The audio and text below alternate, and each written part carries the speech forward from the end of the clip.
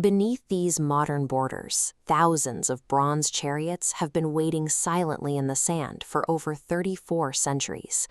Long before 19th century Prussian command tents drafted manuals for rapid, concentrated warfare, this man, Thutmose III, was executing those exact principles on the battlefield.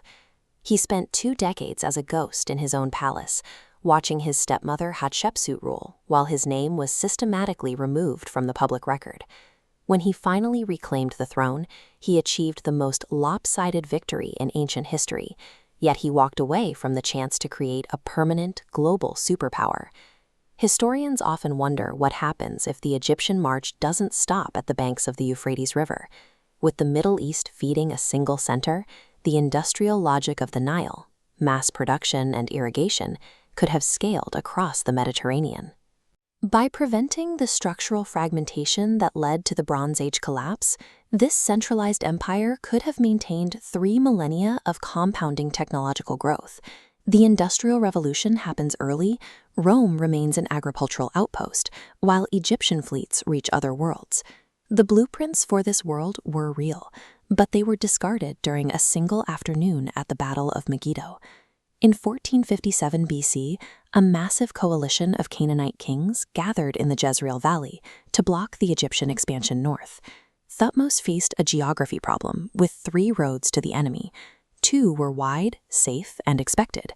The center route, the Aruna Pass, was a narrow logistical nightmare inviting slaughter. Thutmose bet everything on this pass, using their own logical rationality to hide his approach. The gamble worked. The Egyptian forces emerged from the pass to find the coalition flank completely exposed, forcing a panicked retreat behind the walls of Megiddo. In that moment, Thutmose proved he was the greatest tacticking mind of his era. But immediately after this total victory, Thutmose made a decision that undermined the very empire he was trying to build.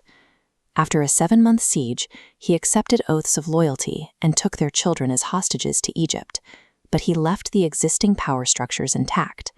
He ignored the more difficult alternative, removing the local leadership entirely and absorbing these cities into direct Egyptian administration. By leaving these states independent, he missed the chance to build a permanent, unified infrastructure connecting the Nile's agriculture to the iron resources of the north. He had neutralized the enemy's army, but he left their cultures and their local resentments alive. Why would a strategist capable of such high-risk brilliance choose such a fragile geopolitical structure? The answer lies in the shadow of his predecessor. Thutmose wasn't focused on building a 1,000-year state. He was obsessed with outshining Hatshepsut, the woman who had ruled in his place for 20 years. To prove his own right to lead, he needed the immediate theater of foreign kings bowing before him in Thebes.